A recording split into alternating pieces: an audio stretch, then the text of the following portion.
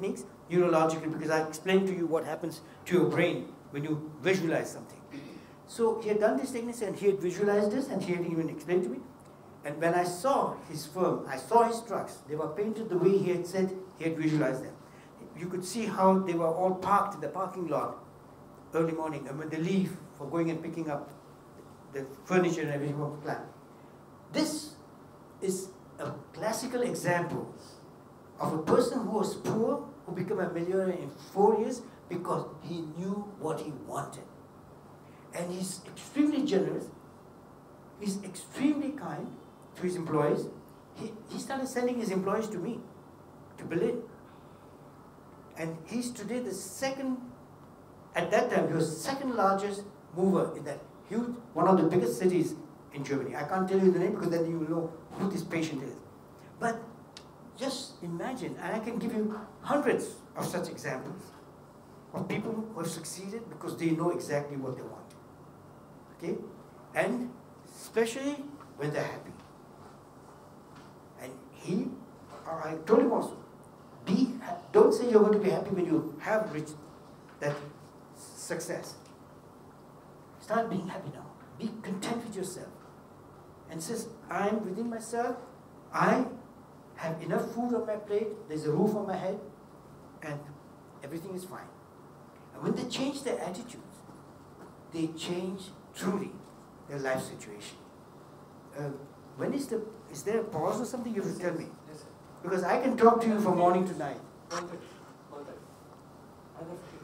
Another 50. Okay. So, what you have to do in this seminar is you have to write down your objectives. Even if they are small objectives, insignificant, you should have objectives. First, you should know who you are, what you want. And you say, okay, I want to be happy, and I'm going to change my attitude towards it. I'm going to look at everything that's beautiful. See everything and say, repeat how beautiful this world is, how lovely life is. Admire flowers. Don't look at the dirt on the street. You know, I hated India because it's so chaotic, so dirty. And in Pondicherry, it used to smell of male urine because men, they urinate on walls or trees.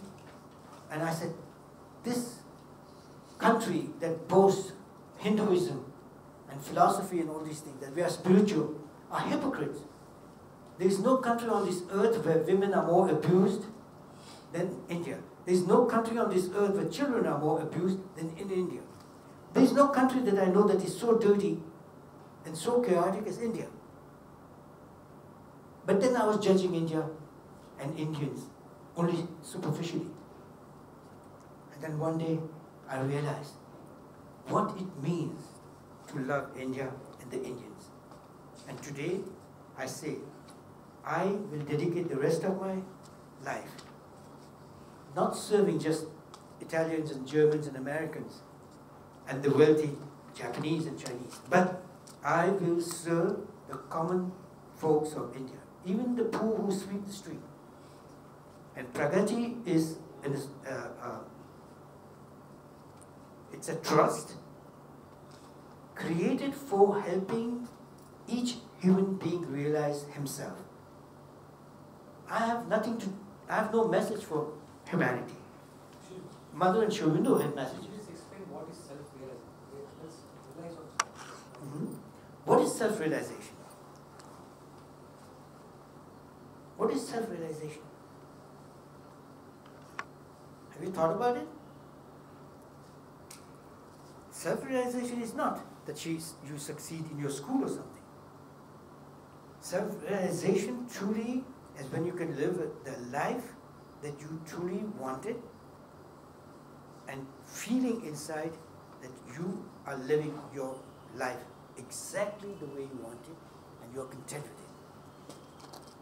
Where mind and body and soul is united. You are not schizophrenic. Your mind wants that, your body is suffering from this, and you're caught up in conflict. Self-realization is when you're totally centered and you understand the meaning of who you are. I'm going to read you in this 15 minutes something about spirituality. Where is my...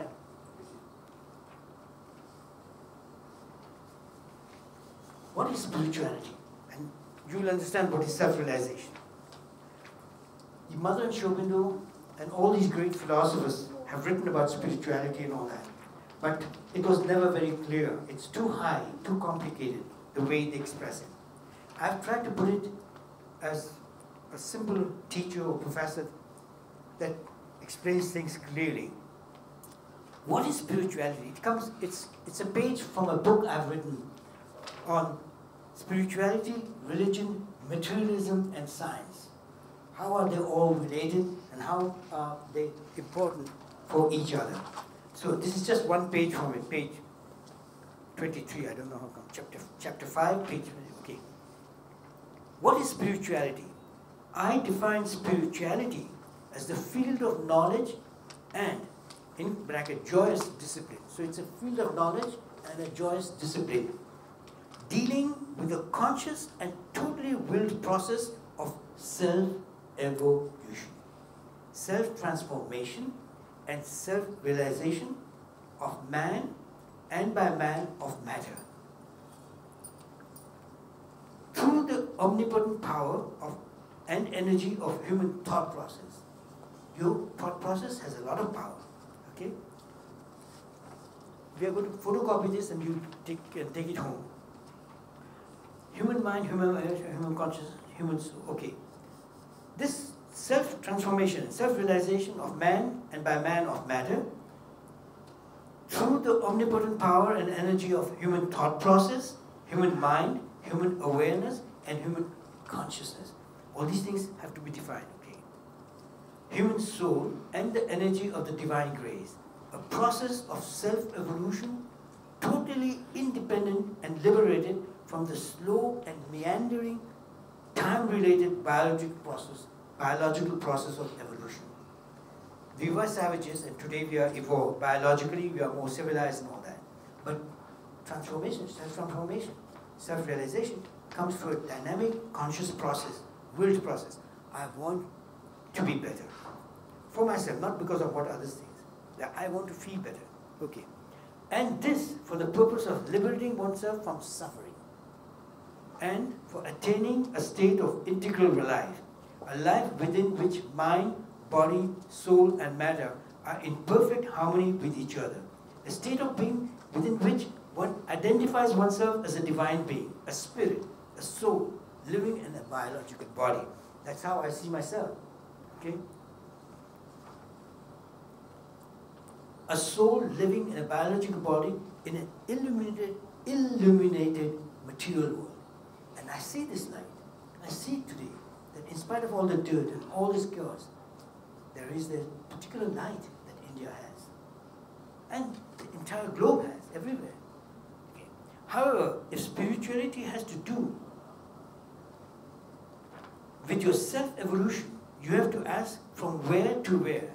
And the answer is from your primitive and dark state of captivity within your animal and biological nature and instinct, which is the cause of your suffering and torment, to a state of total liberty, freedom, and godlike omnipotence. For self-transformation, you have to ask from what to what? And the answer is from your primitive and ignorant state of being merely a biological creature into a conscious and illuminated divine being, living in an illuminated material world free of torment and suffering. And for self-realization, you have to ask, what is self-realization? And the answer is, self-realization is a personal state of being attained through self-transformation, within which you have realized and achieved all that you wanted in your life in terms of health, serenity, felicity, economic well-being, love, and the luminous joy of living an integral life. That is self-realization. When you attain everything you want, including your economic well-being, your health, your serenity, your felicity, that you are joyous. What are you worried about? You're breathing, you're living. You have food on the plate. And life is so Simple. Don't make it so complicated. Don't be tormented. When you torment yourself saying, what is she thinking about me? Why is my son not calling me? Why is he so busy with his work? Doesn't he love his mother? You know who I'm talking to. She's sitting right in front of me. Okay. You should also ask why. Why should anyone want to transform himself or realize himself through a willed process when there is a spontaneous biological and related evolutionary process through the will of God that pushes forward man through time till he eventually till he is eventually transformed and realized? Why this urgency? What difference does it make now or millions of years from now? So why should you be happy now and not perhaps 10 years or 30 years later? Or eventually with evolution in a million years, you'll be realized. Very simple. Why? Well, for the very simple reason that suffering is unpleasant and living is very pleasant and more fun. Plus, why be on this beautiful earth if you can't enjoy life on this beautiful earth? And I have not seen very many people enjoy life. They enjoy their food, they enjoy spending their money, but they're not truly enjoying their life. They're getting lost. They're getting, we say, drunk with fun, with food, with good time. But then, when that is over, they fall back into their sadness or their suffering and their torment. What is going to happen tomorrow? You know? And that is also a point of suffering, fear, which comes because you don't have self-confidence. Why is Donald Trump, who's a billionaire, he can come 100 times or more on this earth and not be able to spend everything he has earned? Why is he still wanting to earn more money? Why? Because of insecurity within his subconscious mind. It's a fear. It's in all of us. It's instinctive that tomorrow there will not be. So that is why we put money away. But then it's not enough. They keep wanting more and more. And some people, like my own brothers, they will even steal a few cents from a poor man because of that fear that they might not have enough themselves tomorrow. Now those few cents won't make a difference in their life today, but those few cents or few paisas will make a lot of difference for a poor man. Okay? So this lack of confidence is what is causing your fear. And this fear is what is causing your suffering. That in your subconscious mind, you are afraid that tomorrow something might go wrong. And the talk I gave yesterday, there was the owner of a business who says, yes, it's fantastic to program and plan all these things and to program your mind. But these are all these problems that every day come. How do you face them all? And so, what are you talking about? You're talking about problems that come tomorrow. You don't even know what these problems are. You're telling me, how do we face the problems of tomorrow? Every day there are new problems. I said, why are you worried today of every day?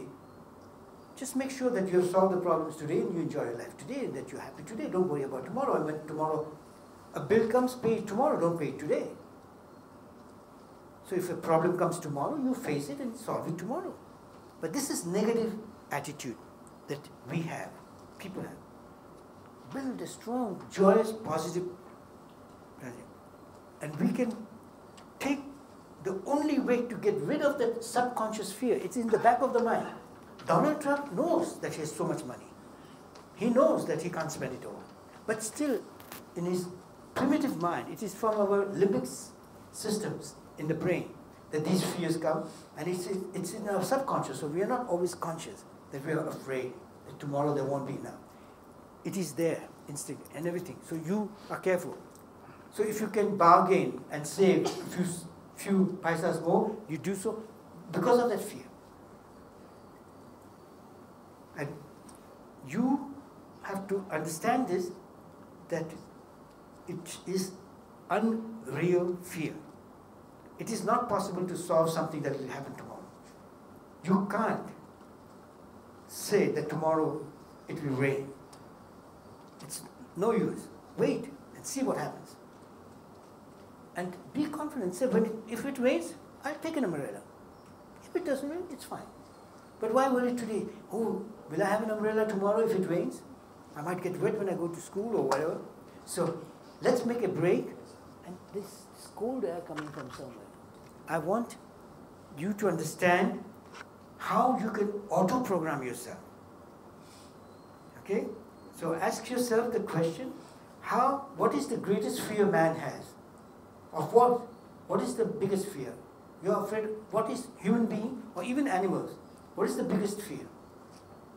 Death.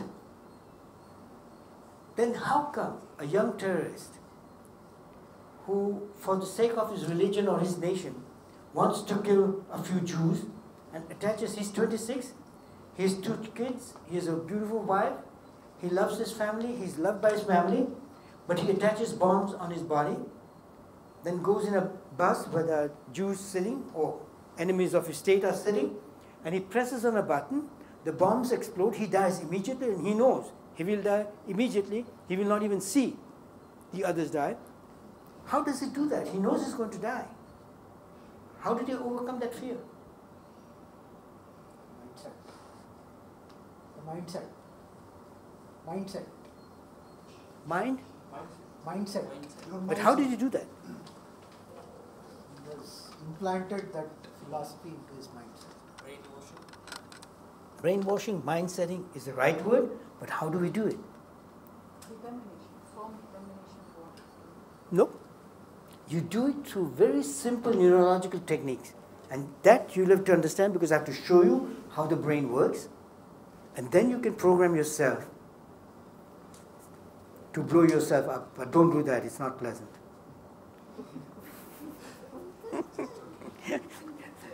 Contrary, program the contrary to that. You want to become successful, that you want to be like Dalai Lama, peaceful, loving, that you want to enjoy life, that you want to make peace between yourself and the people with whom you have conflict. But you can't love everybody, but at least you can be at peace with others, that you don't have a conflict.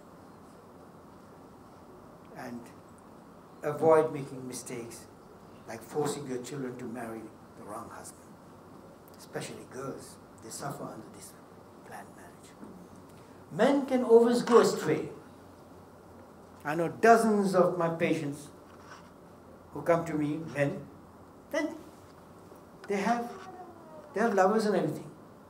The women are the ones who are the victims. They're at home, they have to cook, they have to iron, they have to wash. And what a crazy world.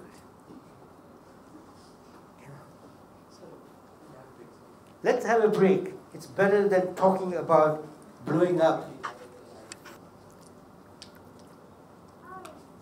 We made it clear that happiness is a question of attitude, that you create in you a positive attitude of looking at everything in its positive way. Look at the beauty of things. Okay?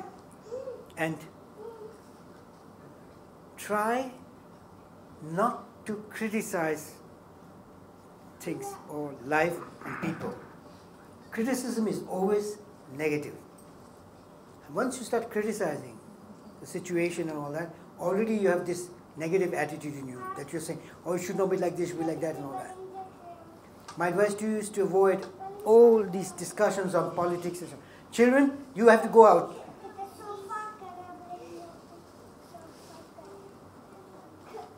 Listen, children have no place in a seminar. People pay to learn, and children can't help playing and making noise. So they should be somewhere else, not where people are learning. I love children, but there is always limit. See, this is it. You have to learn where something stops and where something begins. Oh, this. So, my very clear advice is, if you really want to be happy, avoid criticizing. It's better to discuss something, a difference, but don't criticize and say, well, you are doing this, this is wrong, I don't like this, or I don't like that, or the politics, this is not good, the government is doing this. No. My advice to you is avoid political discussions altogether. My strong advice is that I, in 83 years, have never bought a newspaper, and don't tell me I'm ignorant about world affairs. There are a lot of things I don't know about, but they're not important. I don't have to know everything that's happening in this world. So I don't need a newspaper, because newspapers have nothing else but things that are already past and that can't be changed. There are events that took place, they say. And if you carefully watch, you see that there's always this negative aspect of newspaper, stronger than something positive, saying, oh, look how beautiful the spring was this year, we have had more mangoes on the market and this and that. No, that doesn't interest people. People want sensation. Avoid that. My advice also is that if you truly want to be healthy and happy, and you truly want to enjoy your life like I'm enjoying, and honest to God, my wife and me, we don't have everything. We are not wealthy people, but we are not poor either, in that sense that there is enough food in our plates, and we have a roof over our head, we pay our debts, but we are extremely happy. And what we have, what we have, we enjoy. What we don't have, we don't miss. So we are not craving, saying, oh, I would like to have this, I would like to have that. We are very realistic, and we live in very comfortable setting. I would even say it is, honest to God, high standard of living. My quality of life is far superior than that of my wealthy brothers and sisters. Okay? So, it's a question of attitude. Don't watch negative commentaries or documentaries. Also films. Watch things that are interesting. Don't watch tragedies and things that create in you even more pain. But watch something humorous. Watch something beautiful. Watch something that really is entertaining. And believe it or not, I enjoy cowboy movies. But they have to be intelligent cowboy. And there are very intelligent and interesting cowboy movies. It's not just bang bang and shooting and killing. That is America. Bang bang, and if there's no bang bang, then there's no life. So watch things that are interesting and beautiful, and avoid trash. You don't put your foot on cow dung, so you also don't put yourself into situations which is dirty and confusing. Keep yourself out of confusion and out of complicities and intrigues and all that.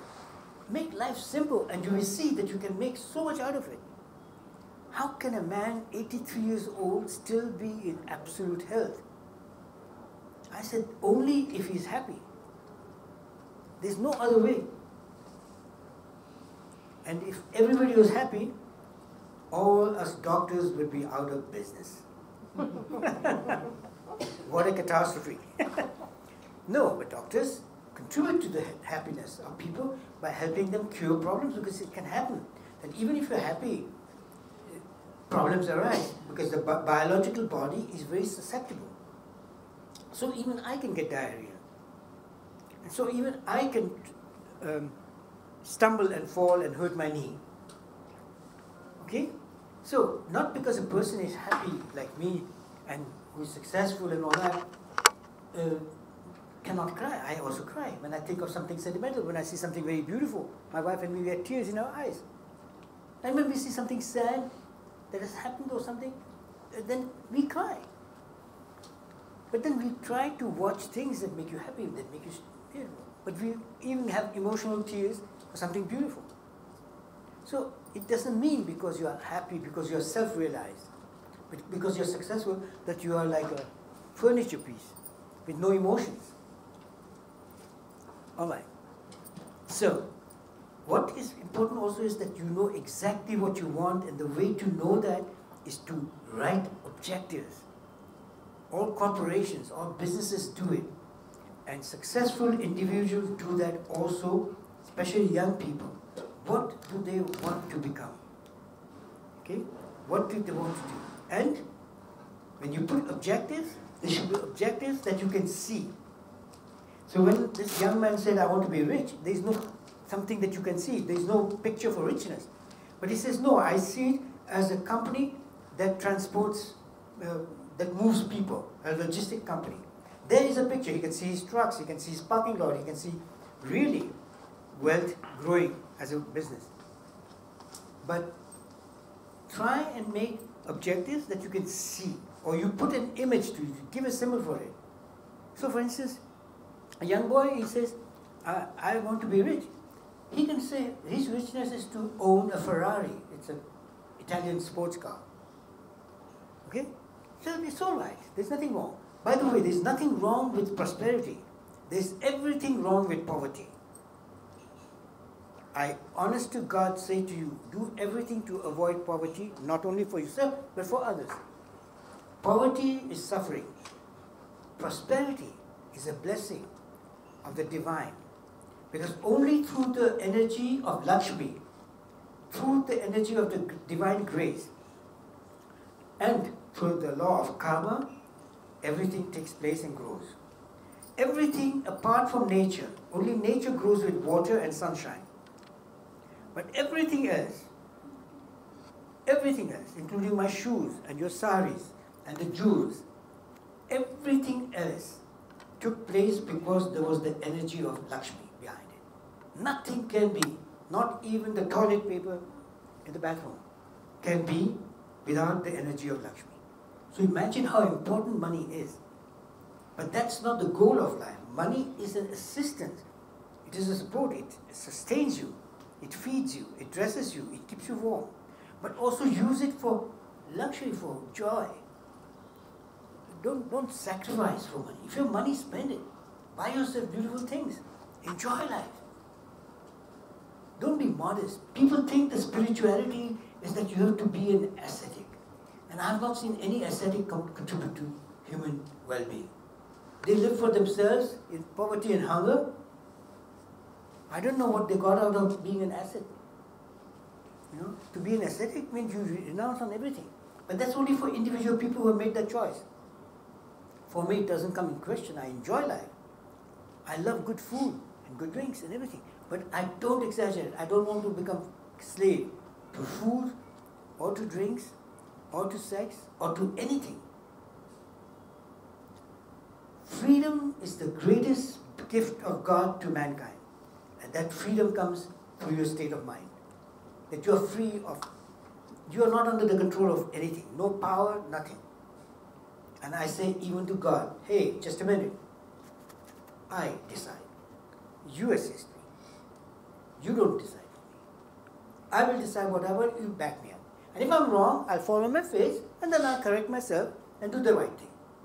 See, this is my relationship with divine, with God.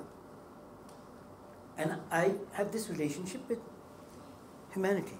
That they want to meet me and be with me with this type of thing that you are yourself, the center of your universe. And I'm going to explain that concept very clearly so that you understand that if you want to be happy and successful and remain healthy, then you have to be also centered. Now, somebody asked me how you get rid of fear and all these things. Because where does fear come from? Within ourselves. Within ourselves. Yes, it comes from the brain, from a part that is called the limbic center. It's also called the primitive or the reptile brain. It is there, it is in all animals, it's also in human beings, and it was created in order for procreation, so that humanity doesn't perish, or this life on earth doesn't get destroyed. Because if there's fear, the animal escapes. If there's no fear, the animal will get killed. Man, if he had no fear, he risks getting killed or getting destroyed, because then he would not think about having enough food or looking after his safety and all that. So it was created for protecting life. It's an instinct. It is not your character, it's an instinct, but then that instinct dominates some people more than others. Okay? And it comes from the limbic center, from where also my anger comes, my impatience, my desires. Okay? All these things, these are not bad things, but these are instincts of life so that life can continue and grow. But then they become an obstacle. When my fears are too strong, then they stop me from progressing. And human beings have great fears, not for confronting some adversary, but they have fear for the future, they have fear for their success in life. And this fear comes from the limbic center, and we can eliminate that. And the problem is that fear mainly comes when you don't know. So what do? You don't know what is going to happen tomorrow, but you're already afraid of tomorrow.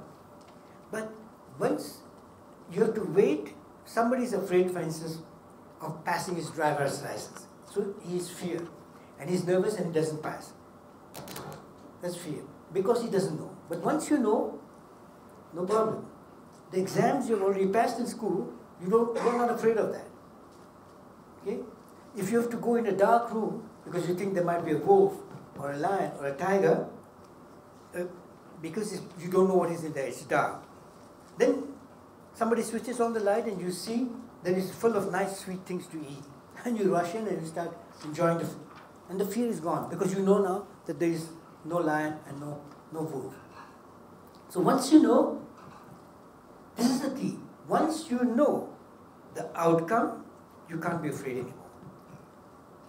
If you're afraid of the taxpayer's, taxman's audit, when the tax department auditor comes for auditing your company's files, you're afraid. You say, my God, I hope there are no mistakes. I hope he doesn't fine us or whatever. But once he's done that, and everything is clear, you're not afraid of it anymore. What does that mean? What is that pill that eliminates fear? The pill is that you get to know the results, or that you know the outcome. Familiarity. Familiarity. Yes. Once you know that this dog doesn't bite, you are not afraid of it. But then how do? You don't know tomorrow whether you'll pass your exam or not. Okay? So how do you do it? And this is where neurology comes into picture. This is why you are here. Start using your brain, not just for calculating, for rational and logic, but start using your brain for making yourself happy and freeing yourself from your fears and your torments. People here, they're virtually dying because they're all the time worried. Even in their sleep, they're worried. My God, in my sleep, not even Vishnu can wake me. This is... here I put it. Our brain has two hemispheres, the left hemisphere and the right hemisphere. The left hemisphere controls the right side of your body. So if your left brain section doesn't function because of an accident or illness, then you become paralyzed on the right side, your arm, your leg, and everything. And the opposite for the right side, it controls the left side. And this is how our brain is. It's one brain is divided in two, the left hemisphere and the right hemisphere. Now, each hemisphere has also other functions than controlling the body. The left hemisphere is for everything that has to do with intelligence, with logic, with mathematics, with rationale. So when you calculate 1 + 1 makes 2, you do it with your left hemisphere. In other words, also when you write, logistic of grammatical logistics and logic and all that. When you speak, you need logic. So to read, write, to calculate, you need your left brain. If it is paralyzed, you won't be able to add even 1 + 1. The doctor says, how much is this 1 + 1? The patient looks and he says, I don't know. He can't add. Even though his right hemisphere is completely intact. How come? Because this function of logic and everything comes only from the left side. The right side, no chance. Absolutely no chance. However, the right side, that has no logic and no rationale, has other qualities. Music comes from the right side. So if I'm a musician and my right hemisphere of my brain is destroyed, I won't be able to play music. Okay? But if I'm a pianist with two hands, I can play, because we play piano with two hands. Or Indians, they, I don't know, harmonium, they play only with one hand. Okay. So if I'm paralyzed on the left side, I won't be able to play with my right hand. But though I can't calculate, though I can't write or read or speak, I can play with my left hand music, because the music comes from the right side. So it's a very interesting phenomenon, how we can use this. We learned a lot about this because in the past, in medicine, they used to do a procedure called lobotomy. It's because of certain illnesses like Parkinson and so on. They thought that if they divided the two brains, because they are interconnected, so that if they totally divide them through surgical method, then each brain is separate from the other, each hemisphere is separate from the other, then we could solve certain health problems, certain diseases. No? Today it's forbidden, but that gave medicine the chance of understanding these two hemispheres very well, because they were totally independent. So we knew that this is coming from the right, this is coming from the left, and that there is no crossover. How can we use this? The problem is you all write down objectives. You have to write down. If you want to know where you are going, write down. One objective is to pass my exams, or if you're a businessman, that you say our business objective is by the end of the year or by mid-year, we have to have made 10% profit, and that's very clearly defined, 10% profit more than last year by the middle of the year. By the end of the year, another 10%, okay? Yes. So you have an idea, you can watch how the business is going.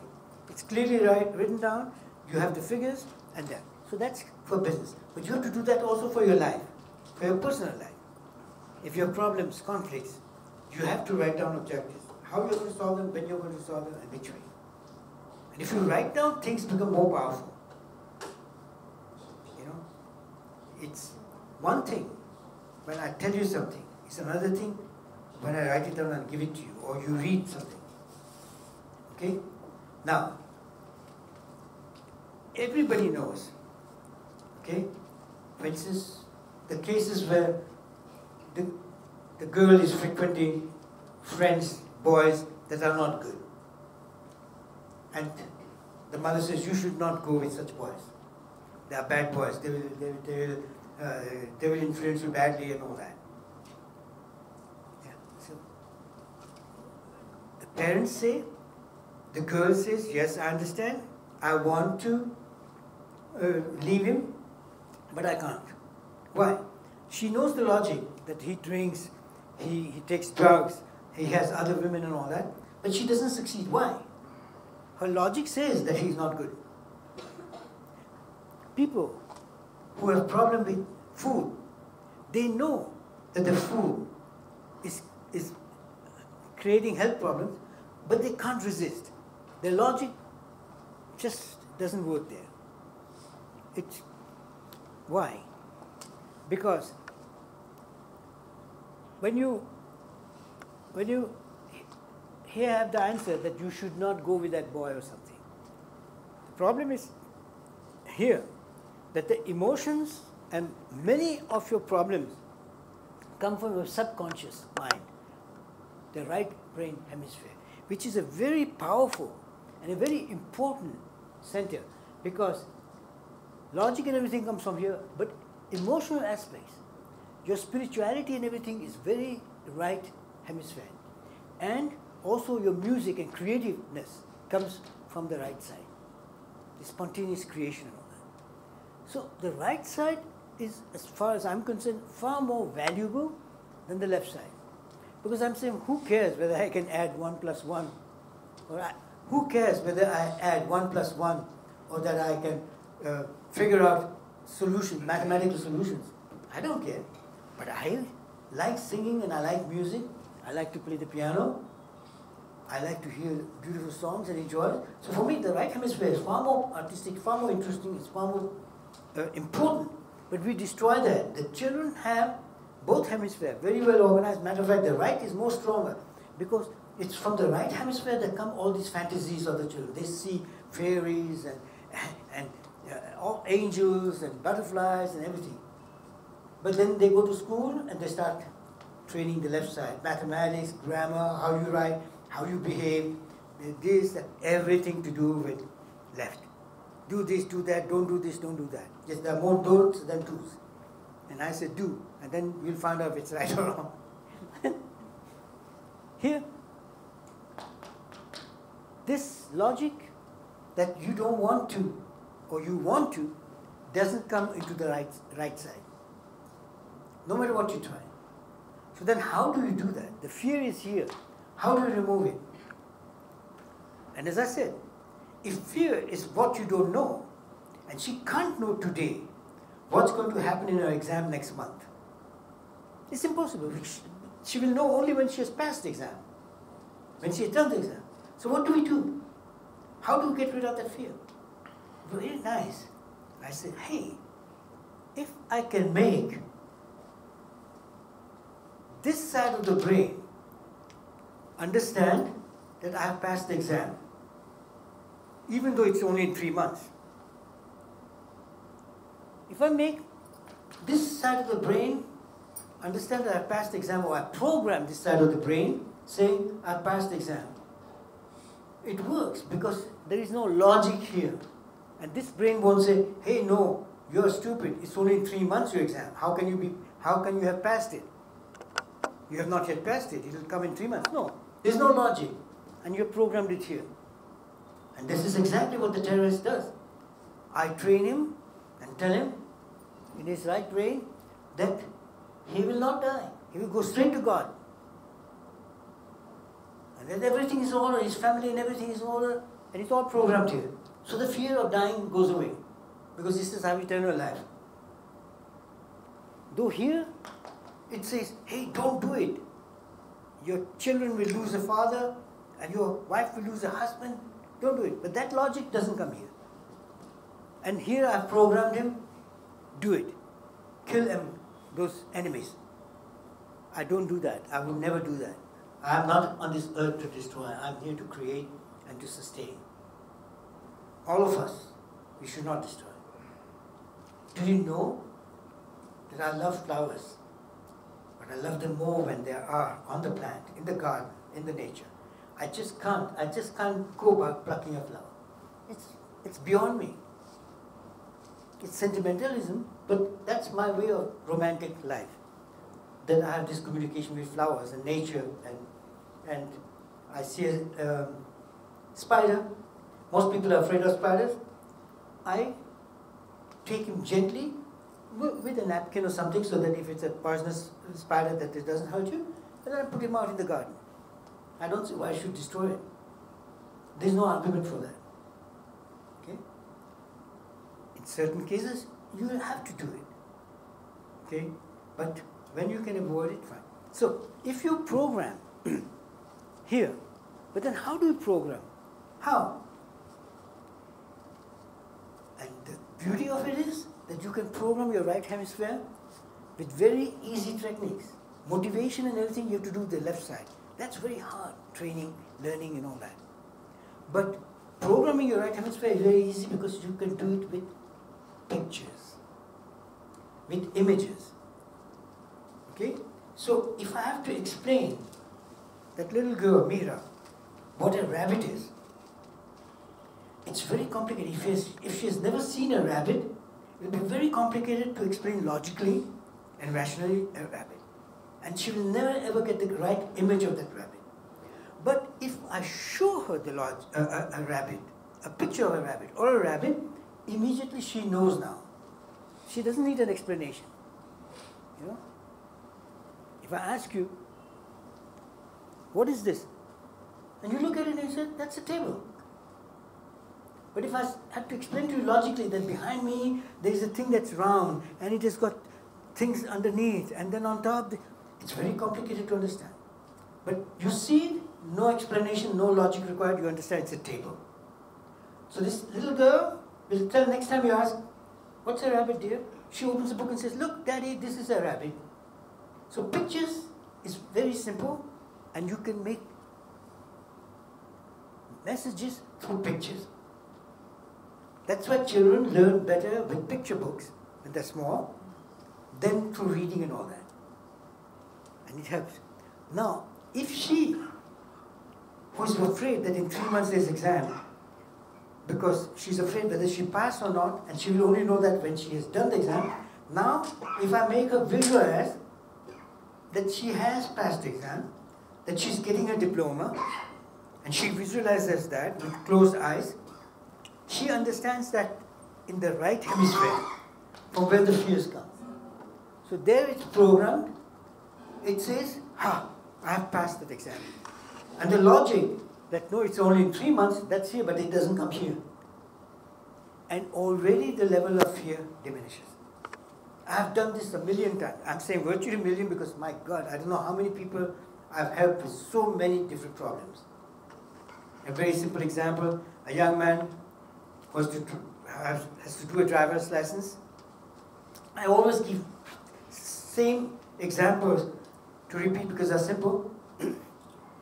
And he comes to me and says, he's 18 years old, and he says, I'm afraid. I said, you're so big, you look like a Tarzan. What are you afraid of? He said, of my license, to get my license for driving. And he explains to me that he did his driving license, the theory, 100% he got, passed. But when he had to drive with the state examiner, the man who issues the driving license, he is so nervous that he fails 3 times. And the 3rd time, he was so nervous that they had to stop him in 2.5 minutes because he was shaking and sweating. So he says, next week I have to go again for the 4th time, and now my fear is even more. Each time it increases because of the bad experience, past experience. Last time I failed, this time I failed surely, and then again. So what I did, and he came only 3 times. I explained him some of these technical things. I built with him 3 times or 2 times. I built with him a scenario that he visualizes that he's presenting because his parents said that if he passes his driving test, they will give him a car so that he can go to work. And so I said, now you visualize that you have received and that you're presenting your driver's license with great joy and pride to your parents, and you can see how happy they are and they congratulate you and all that. And he did that. And the next week he passed his test, and he called me and said, my God, even the instructor or the examiner was amazed that I was so calm and I did so well. And he got his driver's license. So what is this? Simple techniques that you use here. And then how can you use this all the time? You can't always sit and visualize for every single problem, every single fear, every single objective that you want to reach. Also for objectives, if you program it there, that's stronger than when you say, I'm going to do this. If you program your right hemisphere that your business, I don't know if you're in business or not, but if you're in business or whatever, that your business has this success, everything is going well, it's growing, you won't believe what the human brain is capable of doing. You won't believe. The least known organ in our body, I think, is the brain. Because even the neurologist, because I studied neurophysiology, neuropsychiatry and all that, and in psychiatry we treat patients with drugs and psychopharmacas and all that. But I found out that there's much more to our brain that we can do even for illnesses. So you can also visualize how your tumor is disappearing. And we have done these tests in laboratory. It was not my test, it was done during the time I was studying, in America, that they asked this patient to visualize that his tumor is sinking. And he could see on the television screen, projected the tumor. Huh? And honest to God, and he has to just look at it and concentrate and imagine that it's shrinking. And honest to God, we could measure significant change in the tumor. I use it for my patients in various situations, depending on what the situation is. And once they visualize things, once they feel it, and not only visualize but also feel the joy of having passed the exam or whatever, it has marvelous effects. I've had effects within 24 hours. I'm talking about illnesses that were even fairly complex.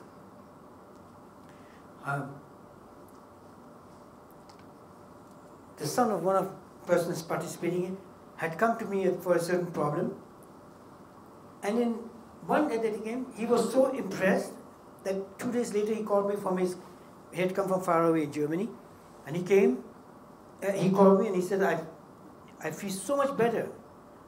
My health is getting better, and if I'm not mistaken, he should be totally cured. And if he came, had he come again, it would have been even better. But already just coming once, he saw that things change. And this is what you call energy work, where you ignite. Because you can have a pile of wood and charcoal to make a fire, but you still don't have a fire. How do you get the fire? You have to have a spark. You have to have a match or something to light it, like these dipas. And this is what a doctor like myself does, especially through the training the mother gave me and taught me things. This is applied occultism. Occultism is the science of energies. Energies, and occult means you can't see with your biological eyes. It's like air, you can't see wind.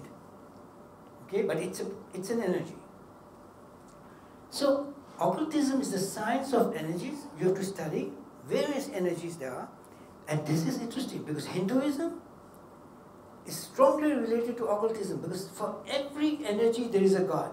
The energy of money, it's through money that things happen. But money on itself doesn't make it happen. If you take it and use it, you spend it, then it does. And every single god represents a particular energy. And I think those who are well versed in Hinduism, and I'm not, will be able to tell me that. I know the basic gods, but Hinduism works on energies. So when you pray to Lakshmi, you're activating the energy of Lakshmi. It is a very important factor. This is applied spirituality and not blind faith religion.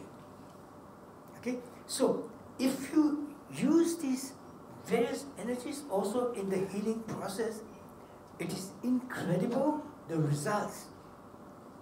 Okay?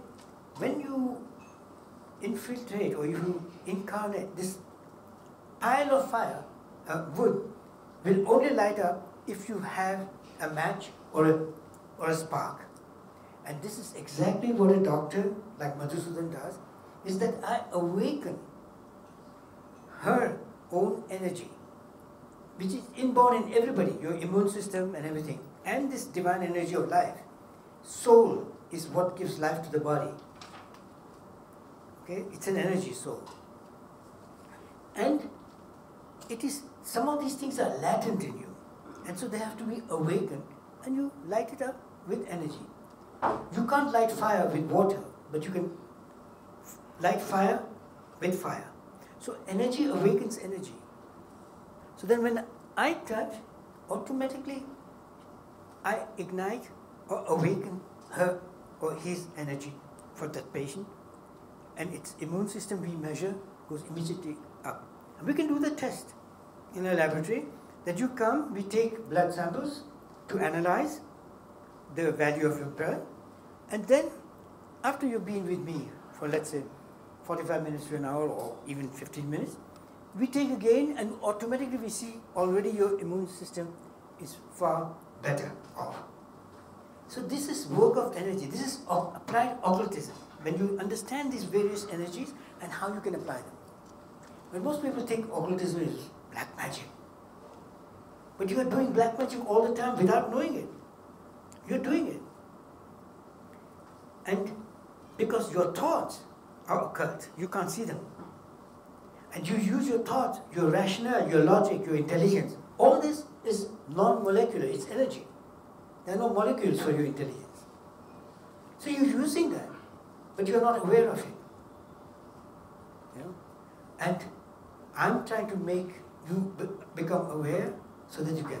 So in the process of happiness, your attitude towards life, you can change, take out your fears and all that. Yes, please. It's something like focusing on the intangible to make it tangible. Absolutely. Yes, yes, it is. And this intangible is just as valuable and just as powerful as the tangible. At times even more tangible, or more powerful. You know? And when you make this intangible tangible, then it is so potent. And it's so much easier. And I tell you, you can bring about very interesting effects, and you will see that even for small things in life. I don't have to sit for hours or minutes and all that. I don't even sit. I've told my wife, if she ever sees me meditating, I've told her, please go buy a gun and shoot me. So she starts laughing. She says, I know I will never catch you meditating.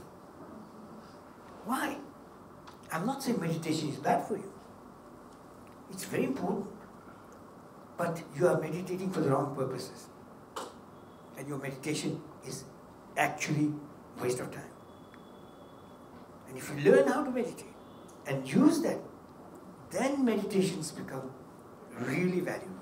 But they think if you just sit there and repeat the word, some mantras and all that, your problems will be solved. Life will be better. Oh no. Just sitting there and meditating, I don't think so that success comes from outside. It starts inside. And you open up and you transmit this automatically. As I told you this thing, how come these people who are they're controlling people are afraid that they might find money and all that, and they're with guns and everything, and a camera, one of the policemen was a camera. How come they treat me to coconut and what? How did I deserve that? And what for? They didn't want anything from me. I didn't want anything from them. They were doing their work. And what happened? It was a beautiful human experience. That when we left, they had kind of tears of joy in their eyes, and me, I had, yes. And they didn't even know who I was. But this is what you call when you transmit what you are. You know, at times also wrong, because I say I look dangerous, but I don't bite. I threaten, but I don't. Oh yes. Okay. So to come back to your brain.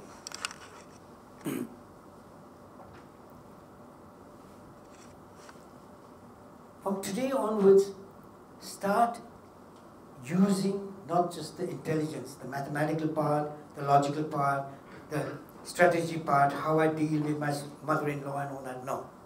Start using the faculty of your brain to center you, to make you feel strong. You are the center of your universe. Not Krishna, not Ganesha, not Lakshmi. You. And they are your companions. They are the elements that are in every cell of your body. They are not somewhere hidden in the clouds. And when you become conscious of them and you become aware of them, automatically they are active. So don't worry about your losses or your fear that you might not succeed, that your business has gone down because of the pandemic situation. Think about that it's always there, and that this prosperity is always there, and that this entire economy will rise, and that you will reach your objectives, economic objectives, money objectives. And your objectives for money should be, you always want to have enough to spend as much as you want. As much as you want. And you can live in luxury and have 20 Rolls Royces if you want. There's no harm to that. There's nothing anti-spiritual or anti-religious.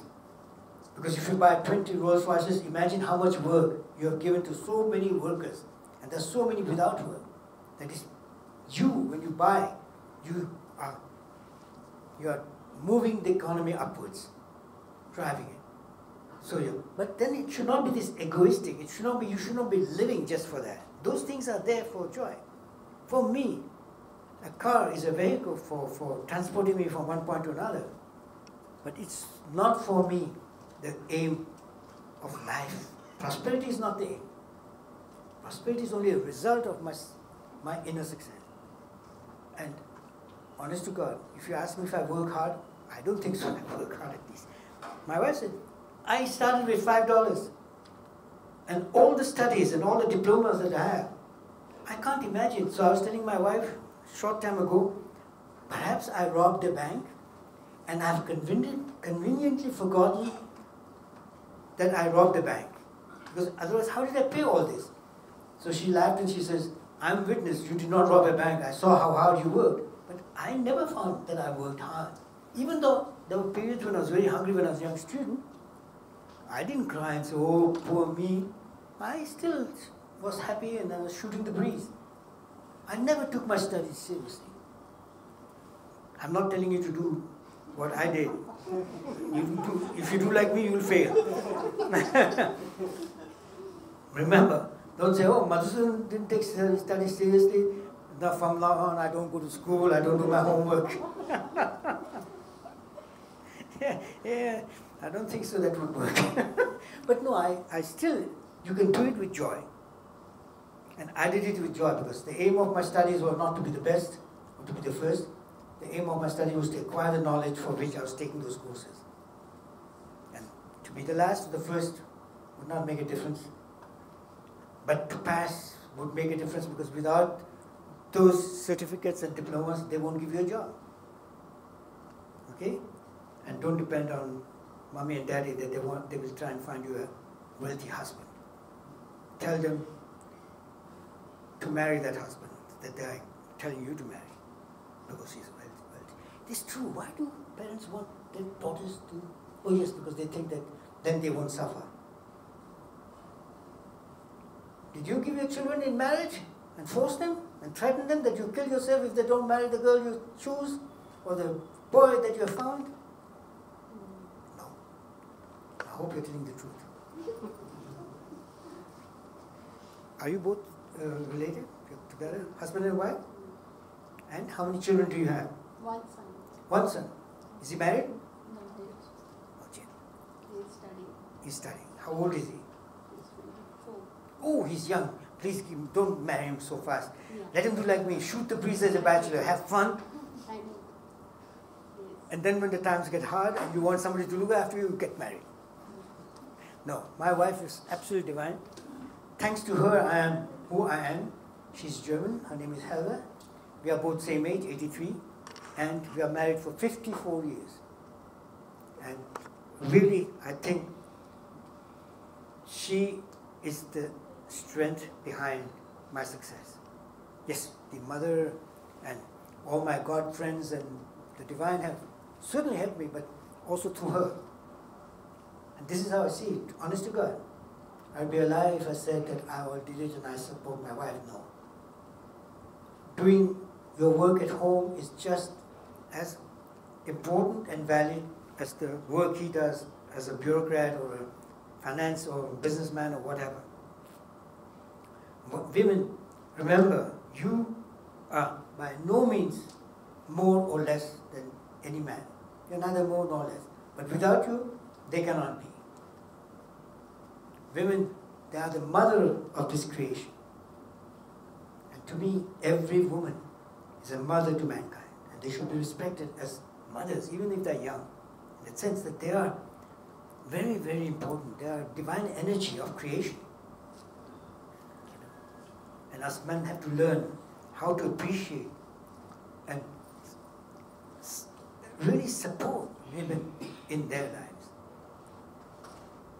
So, back to this, the right side can be programmed through pictures, through images, through fantasies, and they come true.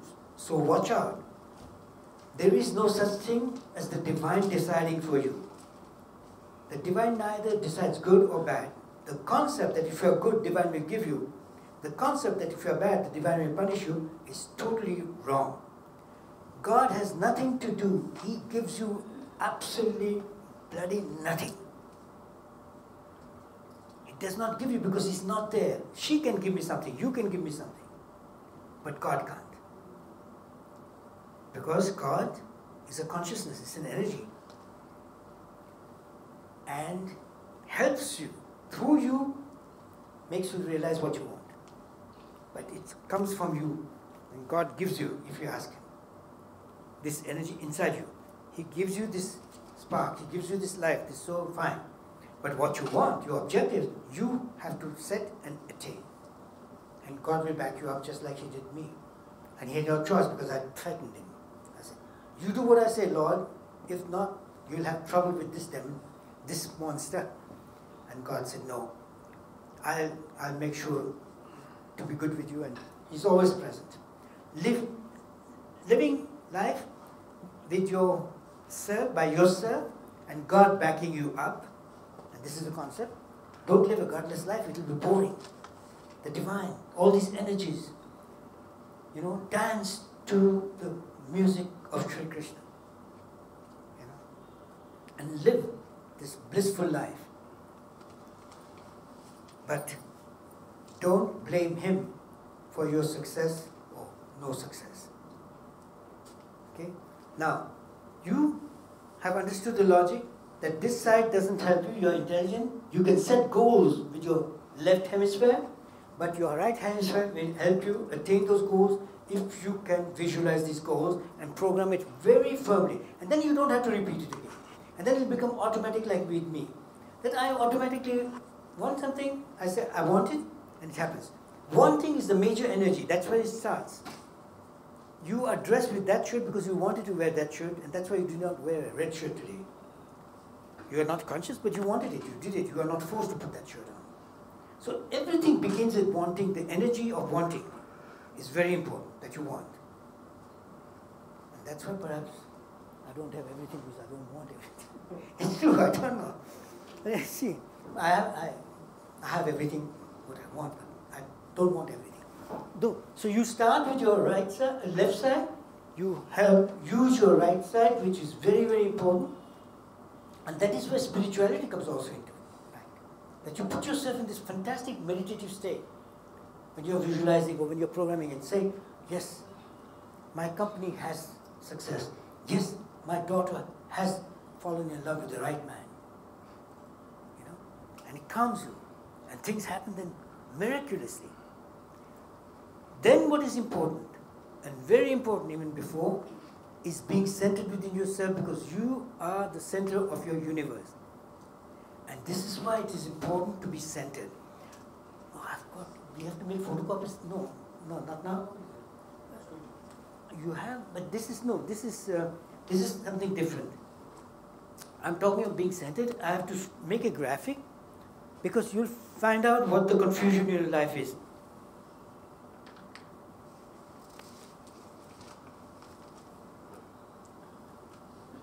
Oh.